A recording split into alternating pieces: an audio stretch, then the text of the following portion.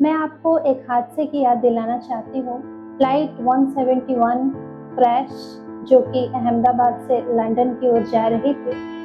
बहुत दिन नहीं बीते हैं, पिछले ही वर्ष की ये बात है, 12 जून 2025। ये बड़ा हादसा जब हुआ था, विमान हादसा, इस विमान हादसे ने पूरी दुनिया को हिला दिया था, क्योंकि कोई सोच भी नहीं सकता था कि विदिन 30 सेकेंड्स क्या होते हैं।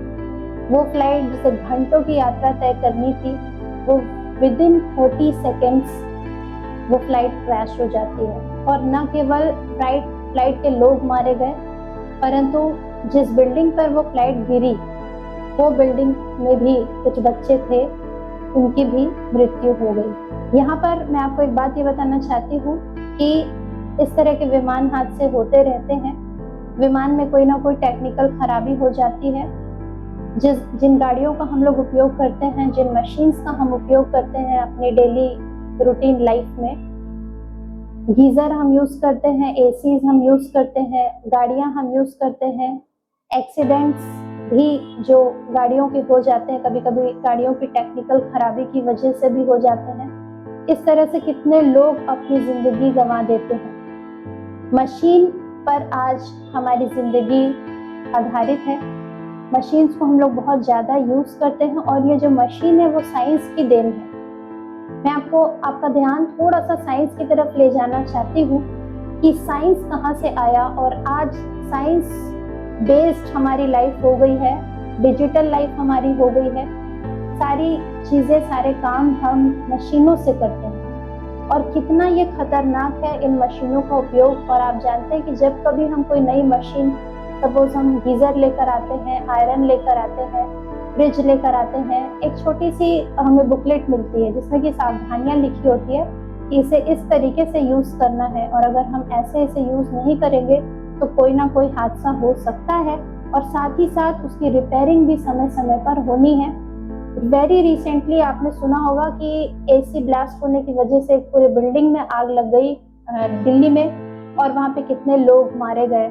बात यह है कि समय समय पे जो रिपेयरिंग उसकी होनी चाहिए वो हो नहीं पाती है, और भी बहुत सारी टेक्निकल खराबियां हो सकती हैं। यहाँ पर मैं आपका ध्यान विशेष रूप से इस जगह पर ले जाना चाहती हूँ कि साइंस इस दुनिया में आया कहाँ से और उसे कौन कंट्रोल करता है। हम समझते हैं कि टेक्निकली अगर सारी चीजें सही चल रही हैं तो हमारा काम हो जाएगा, परंतु ये सोच हमारी गलत है, क्योंकि साइंस को भी कंट्रोल करने वाला कोई है जिसने उसको हमें दिया है, जो साइंस के ऊपर है। और जब कभी आप खुद सोचिए कि आप एक ऐसे फ्लाइट में बैठे हुए हैं, या कोई भी उसमें टेक्निकल खराबी का अंदेशा हो चुका है, क्या सोचेंगे आप उस घड़ी उस फ्लाइट में बैठ के, जहां आपको पता है कि आप जिंदगी और मौत से लड़ रहे हैं? क्या सोचेंगे? क्या आपकी सोच होगी? सोच ये होगी, हे ईश्वर मुझे बचा ले, हे अल्लाह मुझे बचा ले, हे भगवान मुझे बचा ले। क्योंकि उस वक्त, उस घड़ी, उस समय आपको बचाने के लिए और कोई आएगा नहीं, कोई नहीं आ सकता। दुनिया का कोई साइंस नहीं, कोई मशीन नहीं, कोई टेक्नोलॉजी नहीं, कोई इंसान नहीं आपको बचा सकता। बचाने वाला सिर्फ और सिर्फ ईश्वर है।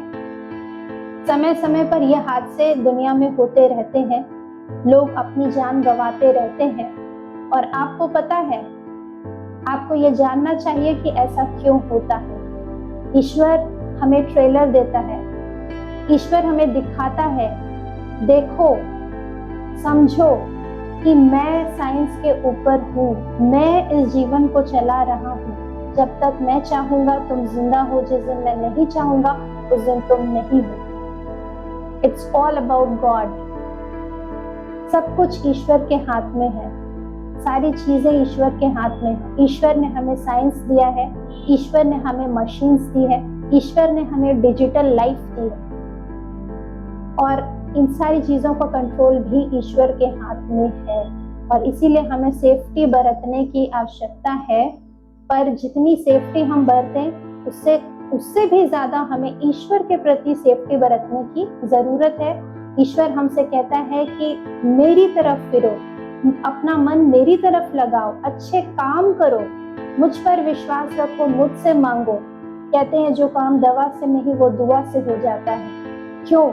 क्योंकि हर चीज के ऊपर जहाँ पे साइंस फेल हो जाता है, जहाँ पे मेडिकल ट्रीटमेंट फेल हो जाता है, कोविड के समय में भी आपने देख लिया कि वो अमेरिका, वो चाइना अंतरिक्ष में जाके मंगल ग्रह में जीवन जो ढूंढ रहा था, चंद्रमा में जो जीवन को ढूंढ रहा था, वो छोटे से वायरस कोविड से लड़ नहीं पाया।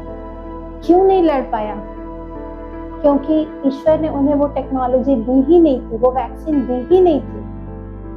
अमेरिका के पास वैक्सीन नहीं थी, इंडिया के पास नहीं थी, चाइना के पास नहीं थी। सारी कंट्रियों को में जो है कोविड फैल गया, कितने लोग मारे गए उसमें।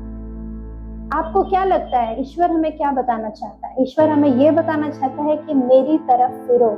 वो चाहे तो वो दुनिया को रख सकता है, वो चाहे तो इस दुनिया को मिटा सकता है। वो हमें समय दे रहा है कि हम अपना मन ईश्वर की तरफ लगाएं, हम ईश्वर से प्रार्थना करें, हम ईश्वर को ढूंढें। क्या वो हमसे चाहता है? हम अपने तरीके से न जिए। साइंस तो बहुत अच्छी चीज है हमारे लिए, उसने दिया है हमारी सुविधाओं के लिए, लेकिन इसका मतलब ये नहीं है कि हम अपनी जिंदगी को अपने तरीके से जिए और उसका हम गलत उपयोग करें। ईश्वर ने हमारी सुविधा के लिए दिया तो हमें उसको धन्यवाद देना है, और धन्यवाद के साथ उसके काम को करने के लिए भी हमें सोचना है, अपना जीवन बदलना है, अपने बुरे कर्मों को छोड़ना है, ईश्वर को ढूंढना है, ईश्वर को साधने की हमें कोशिश करना है, ईश्वर के अनुसार हमें चलने की कोशिश करना चाहिए। इस छोटे से संदेश के द्वारा मैं आपको बस यही बताना चाहती हूँ कि साइंस जिस पर हम बहुत ज्यादा आज आधारित हैं, वो भी ईश्वर की एक देन है, और इसीलिए अवश्य है कि हम ईश्वर के प्रति वफादार रहें, ईश्वर को भी हम अपने जीवन में एक स्थान दें। धन्यवाद।